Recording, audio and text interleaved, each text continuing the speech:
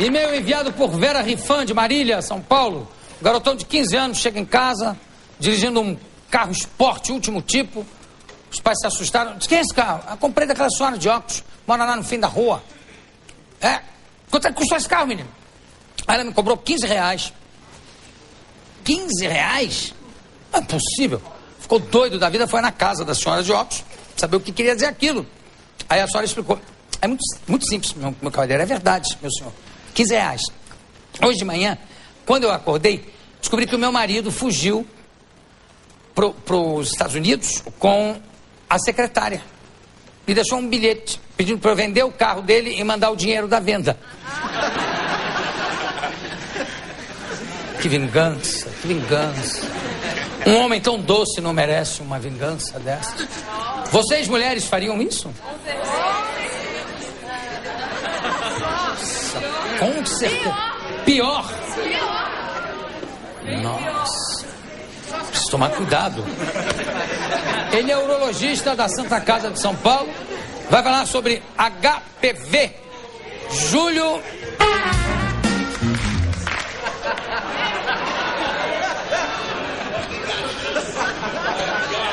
Maestro, você hoje está com um reflexo adiantado até.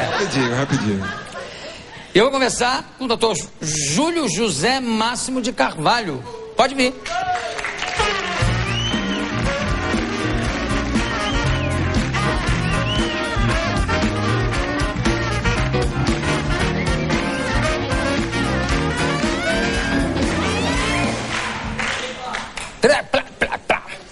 O maestro, desculpe, o maestro pensou que o seu nome era só Júlio. Está aqui o Júlio, pronto. Você está aqui com um livro que é falando sobre o HPV, papiloma vírus humano, mais conhecido como papiloma ou papiloma venéreo. Ele é conhecido como crista de galo. Crista de galo. Condiloma acuminado, verruga genital. Esse é o nome científico, no papiloma vírus humano. É uma papila, que é uma verruga, que dá no homem, né? Ele é conhecido já há muito tempo. Então devia ser papilomem. Não, dá em mulher também. José Júlio Máximo de Carvalho falando sobre o HPV pelo Instituto Carnet de São Paulo. Bom, condiloma, né?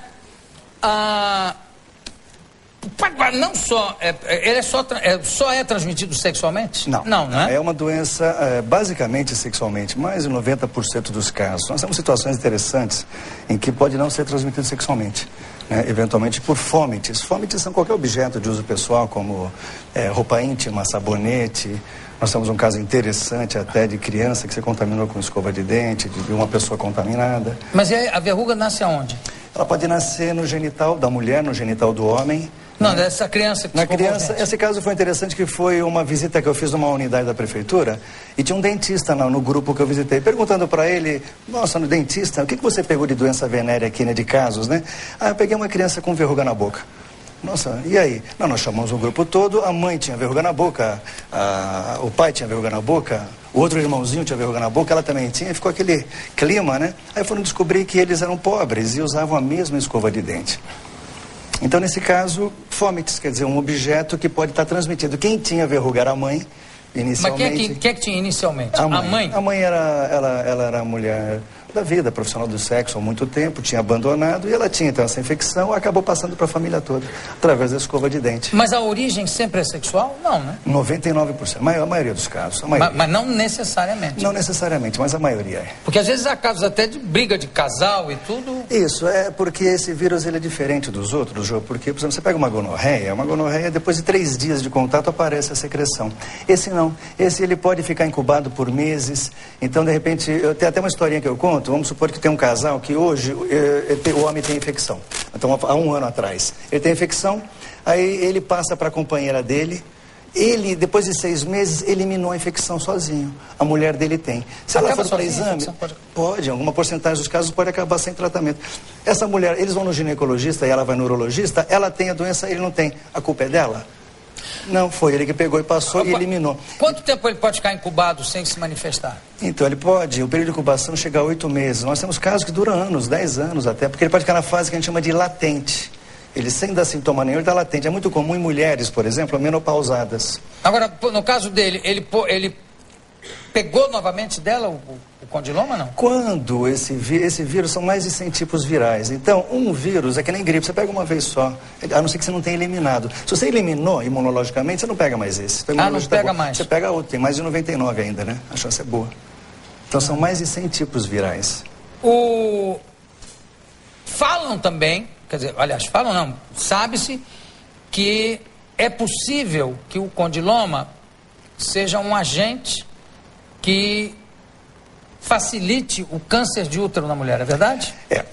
Esse estudo, você tem razão completa, porque há alguns anos observaram que o câncer do colo do útero é o segundo tumor mais frequente da mulher.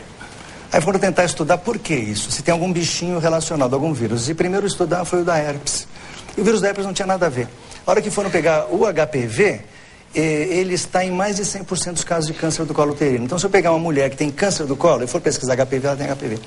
100% dos casos. Mas não quer dizer que a mulher que tem HPV necessariamente terá bem câncer colocado, de jeito nenhum. Né? A mulher que tem... Isso nós temos que colocar muito bem, que senão todo mundo fica apavorado. Vai ficar todo mundo em pânico, exatamente. Não, a mulher que tem HPV, a chance de ela evoluir para câncer é 4% no máximo.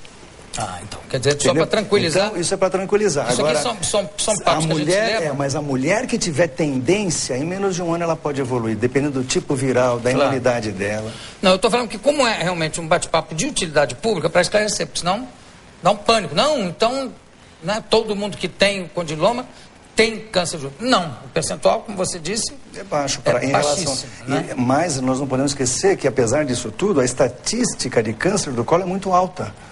Quer dizer, a chance, você vê como é que é uma epidemia o HPV. Já o homem, por exemplo, em relação a câncer é zero, porque a associação desse vírus com o câncer do pênis é em torno de 30% a 50%. E o câncer de pênis é muito raro, então em homem a gente não nos preocupamos com câncer. Falando da verruga, da famosa vergurrinha. Vergurrinha. Tem, no caso desse senhor que você falou que regrediu, no caso dele, sumiu. A verruga fica ou cai? Então, aí eu conto uma historinha, para estar dando alguma aula, falando em algum congresso, que você pode ter a seguinte sequência. A pessoa pode entrar em contato, 3 rapazes saem com a mesma moça, só um pega. Imunologia. Então, ele pode estar entrando em contato com a pessoa, não pegou nada. Ele entrou em contato, pegou o vírus, não desenvolveu verruga e ele eliminou sozinho. Ele continuando, pode estar transmitindo. Ele fez uma verruguinha. Aquela verruguinha, às vezes ele coçando, eliminou, amarrando uma linha, sozinha ela pode cair. E ele não vai saber mais nada, era só aquela verruga. Mas é o pênis sempre? Pênis, região inguinal. Você vai amarrar a verruga do... Tem gente que faz, sério, várias coisas, várias. Já vi, se eu te contar as histórias. Bom, algumas estão aí, né? Tem pessoas que acham um charme ter aquela verruguinha, não tem? Esse é outro problema. Inclusive, foi matéria da minha tese de doutorado, em que eu fui pesquisar o grupo de risco dos homens. Eu descobri que 40% dos casos que vinham, eles tinham uma verruga sem saber. E aí você vai perguntar, tem muitos homens que, não, essa verruga eu já tenho desde que eu nasci. Né? Ela faz parte do meu corpo. Inclusive ela é peludinha, né? Não, pegou da mãe, então, quando nasceu. Ela é peludinha. E aí? Não, deixa ela aí, faz parte. E ele está transmitindo HPV para muita... E às vezes até a mulher, não, minha mulher não quer nem que mexa aí. Então, esse conceito a gente passa, e eu sempre passo o seguinte, autoexaminar, né? Uma manchinha pequena, uma verruguinha, aquela que você acha bonitinha naquele lugar diferente. Tira. É um charme. E tem mulher que também acha bonitinho, não tem? Nos lábios vaginais? Tem. É uma verruguinha. Um piercing, né? Coisa assustadora até. Então, há a possibilidade da pessoa...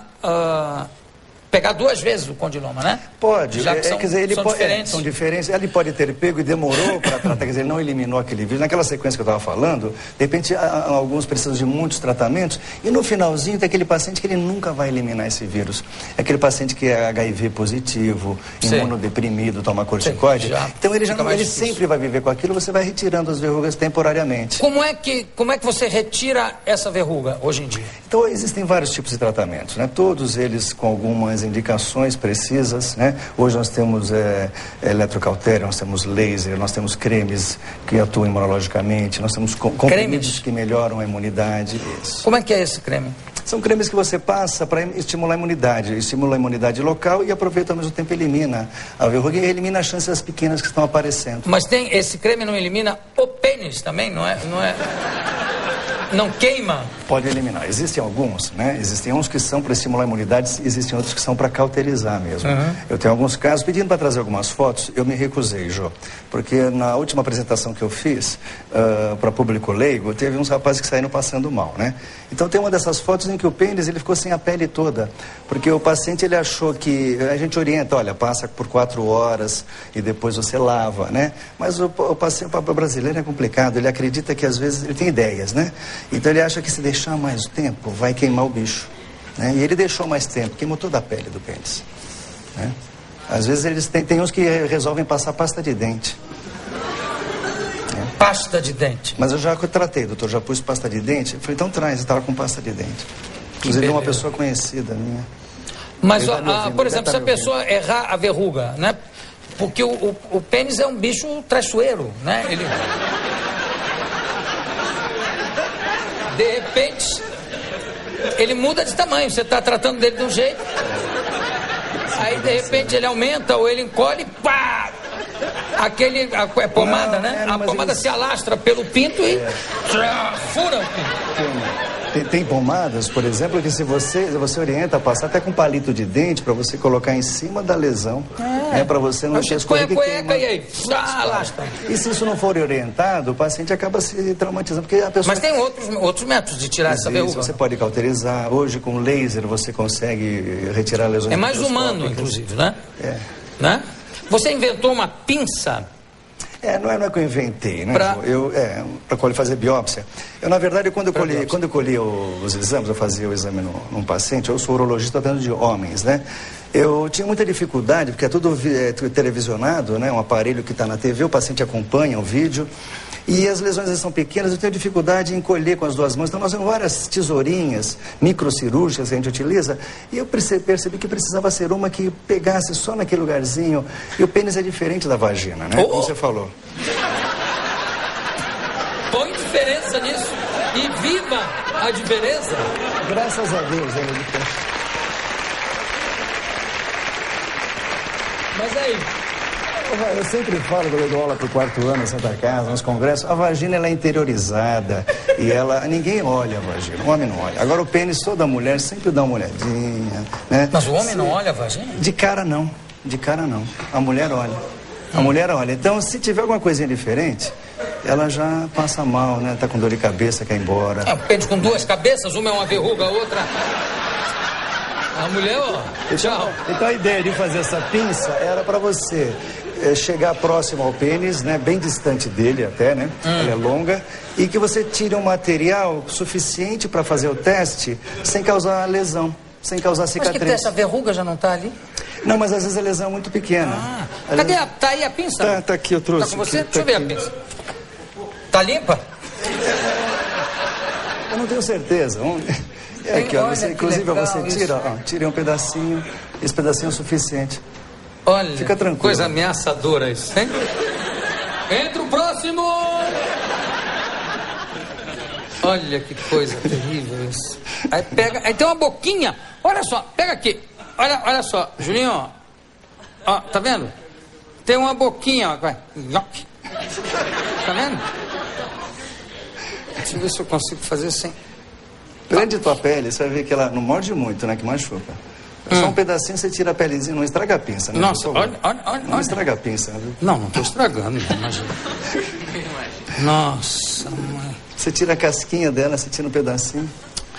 Quando a verruga é eliminada, o que acontece com o HPV? Ele continua latente lá no organismo? Então, não se manifesta mais? Nós vamos saber isso à medida que a gente vai acompanhando os pacientes, né? Porque existem casos em que ele eliminou a verruga e ele pode ter microverrugas em volta. Não, de quando eliminou mesmo a micro... Então, se ele eliminou totalmente, ele pode estar livre dessa doença já. Mas ele pode ter eliminado as verrugas e ter esse vírus latente, quer dizer, ele está dentro... Como a herpes, digamos. Isso. Como a herpes. Então, daqui a um tempo ele pode novamente reaparecer. E aí nós vamos localizar. Quanto tempo depois ela pode reaparecer? Não tem tempo. Anos depois, de repente, você fala, ih, voltou. Sim, uma coisa muito comum são as mulheres que entram na menopausa. Então, de repente, a mulher, ela chega numa certa idade, começa a ter alteração hormonal, viúva, já não tem mais relacionamento sexual, vai sempre naquele ginecologista, 10 anos depois, estoura um monte de verruga nela. Então, ela tinha latente... A vingança do morto. Você tem razão. Né? E ela fica angustiada, fica chateada, achando que eu não fiz nada, doutor, olha, mas eu não tenho, olha. E ela tinha latente sem saber, e de repente, queda de imunidade, alteração hormonal, Toque, aparece. espalhou. Caso de lesão anal. A lesão anal é uma lesão, não é muito rara, é frequente você ter, e a lesão anal... Não, você tem, não, eu nunca tive. Vamos com calma, vamos com calma. Eu não examinei ainda, eu não examinei ainda. Você... Tá bom, generalizando. E aí, doutor? Eu sempre falo o seguinte, então, uma situação interessante é que na lesão anal, a pessoa quando tem aquela verruga perianal, ela fica, o homem principalmente, ele fica muito constrangido, que ele acha que ele já teve relação homossexual, né? Então, a primeira coisa que ele fala, doutor, eu não sou viado, doutor. Isso foi uma vez só, eu era... Não sou. Eu estava bêbado. Doutor, eu não sou. E... Eu sempre falo... Você se diverte a beça, eu já vi. Bastante. E eu sempre falo nessas apresentações que aí eu conto a historinha do cocô. Cocô pode falar nesse horário, Pode né? falar cocô, pode. Eu falo a história do cocô porque a pessoa quando vai evacuar, Jô, às vezes tem o intestino um pouco solto, fica aguado, fere o ânus. Ou às vezes tem muito ressecado, e sai aquelas coisas que nós já vimos, né? Ou bolinha, né? Ou aqueles grandes. E aquilo dilata e faz microfissuras no ânus. E, independente de ter relação anal ou não, durante uma relação sexual, escorre a secreção e por aquelas fissuras pode contaminar. Então, o indivíduo... Mas haja secreção para escorrer até lá. É? Isso, principalmente se a mulher estiver por cima, ele por baixo. Manipulação, tá né? certo. Mexendo. Tá. Então, implantou e não é. E, às vezes a lesão é perianal e ele não tem relação homossexual. E o sexo chega arrasado lá. Às vezes fica chateado, né? E às vezes, quando a relação teve penetração, geralmente o vírus ele vai além da mucosa. Então dá pra você ter ideia. A verruga é pra dentro, no caso? É fora e dentro. Você tem e na normalmente mucosa. onde é que ela se localiza? Como assim? Não entendi. Tomando o ânus como ponto de referência. Vocês gostam, né? Onde é que a verruga se localiza? Geralmente é na borda anal mesmo. Parece aqueles mamilos hemorroidários, né? Porque ali é o lugar que você tem mais saída, fissura. né? Que tem gente que mete assim, na entrada não, na saída, porque aí não entra nada, né? Bem ali em volta do próprio. Isso, ali na saidinha. Você falou numa coisa, você falou aí em cocô, falou... Isso, Coitado do bicho. Mas vai morrer de rir um dia aqui. Você falou aí, saiu. Você falou em cocô de bolinha, em cocô duro, cocô... Fecaloma é um problema... O fecaloma é uma situação que o indivíduo tem um intestino tão preso. O que é o fecaloma? O fecaloma é uma situação que o indivíduo tem um intestino tão preso, fica uma semana, 10 dias, 15 dias sem evacuar, e aquelas fezes ressecam dentro da ampola retal. E aí ele não consegue evacuar. Então, muitas vezes, para você, ele não está passando e rasgando, dilatando, né? Ele está lá dentro. E para você retirá-lo, você às vezes precisa até de anestesia, mas precisa fazer um toque, precisa dissolver, precisa colocar, às vezes, uma sondinha com vaselina para dissolver. É uma situação que não é uma situação que predisporia essas microlesões, certo. Entendeu? Não, aí não dá uma lesão braba. É um indivíduo mesmo. que tem as fezes grandes, ressecadas. Dizem que tem casos de fecaloma que a parte de baixo do intestino, enfim, o final ali, chega a sair para fora, é verdade? Chega, tem prolapso que a gente chama. Prolapso? Prolapso, a mucosa sai para... Que coisa, deve ser uma dor horrorosa, né? Porque o fecaloma, ele dá uma sensação muito ruim, porque você tá com aquela barriga grande, cheia de fezes, é fezes pura, né? Então a gente sempre quando tá no pronto-socorro, a gente sempre manda o estudante mais novo, né, fazer, né? O estudante mais novo vai lá fazer o seu primeiro passo. A hora que ele tá todo contente, dissolvendo aquele fecaloma, de repente aquele espirra na parede. Não, Alex, é verdade, Alex? Espirra na parede nele. Meu Deus, tem uma opção de médicos aqui que fala. Quem tá aqui? Desculpa. Você Vai apresentar. O Eliu Aversari, ele é formado pela Escola Paulista de Medicina, ele faz ultrassom. E o nosso tecladista, ele tocava no Comitatus, né? Na época dos Beatles, é um craque nos Beatles. Ah, maravilha. E aqui, o Alex é cirurgião vascular da Santa Casa, um guitarrista exímio. Certo. E na bateria? Na bateria é o Laranjeira. Laranjeira, ele é físico nuclear e engenheiro. Né? E no contrabaixo? Contrabaixo é o Leonardo, ele é advogado industrial. Tem uma fera no baixo. Nossa, mas olha só. Tudo ventríloco. Tudo ventríloco. Que maravilha. Gente, olha, terminando, perguntar só o seguinte. O condiloma lá, enfim, e o HPV não é uma coisa tão séria quanto parece à primeira vista. Nós temos que colocar isso bem assim. Ele é uma epidemia hoje. Nós temos mais de em torno de 20 milhões de pessoas infectadas entre homens e mulheres. Então, o problema grande é que é uma disseminação constante. Não, não é uma coisa letal, não é uma coisa que não nas mulheres nós temos que ficar preocupados. Então, o que é importante? É a mulher fazer a prevenção. Se a mulher, que é a mais arriscada, fizer a prevenção do câncer do colo uterino, que é o que? O Papa Nicolau rotineiro, uma colposcopia, nós ficamos tranquilos. E o homem, ele é um transmissor assintomático. Então, o que eu daria aqui como última mensagem? Autoexaminar, né? Examine o companheiro também. Achou uma manchinha, uma verruga, alguma coisa diferente? Procura alguém, algum especialista, um ginecologista, um urologista. E camisinha. Nós temos aqui, como é realmente um papo de utilidade pública, a gente brinca e tal, se diverte, mas é um assunto sério, sobretudo pela disseminação. Quer dizer, o próprio em si não é uma coisa letal, né? Quer dizer, a própria verruga em si... Não, ela por si só não.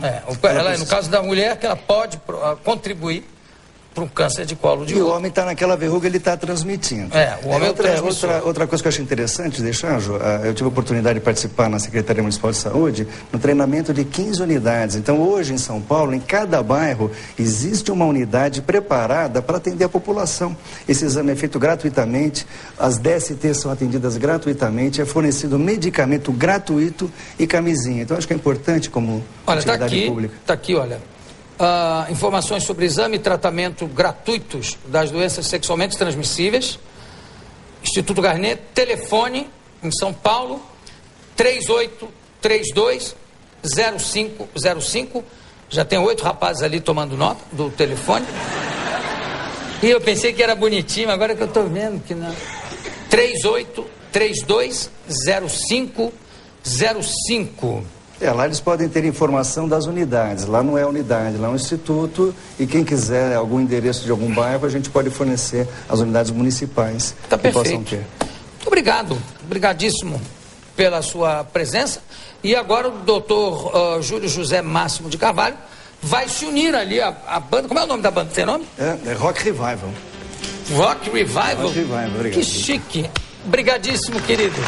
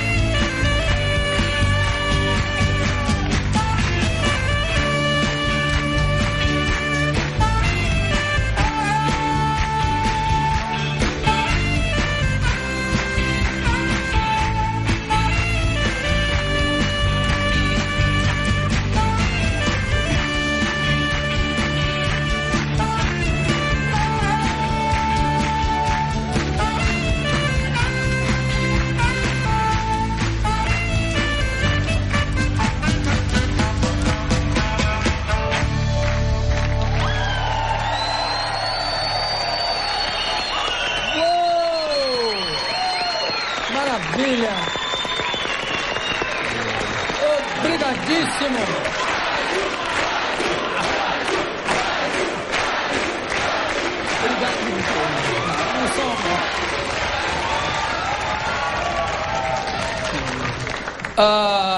Se os doutores tiverem ensaiado outro número, quiserem tocar mais. Não tem? Tá bom. Então, olha, vamos ficar na alegria. Doutor Júlio José Máximo de Carvalho. E a banda, como é o nome da banda de novo? Rock Revival. Rock Revival. Obrigado. Daqui a pouco a gente volta.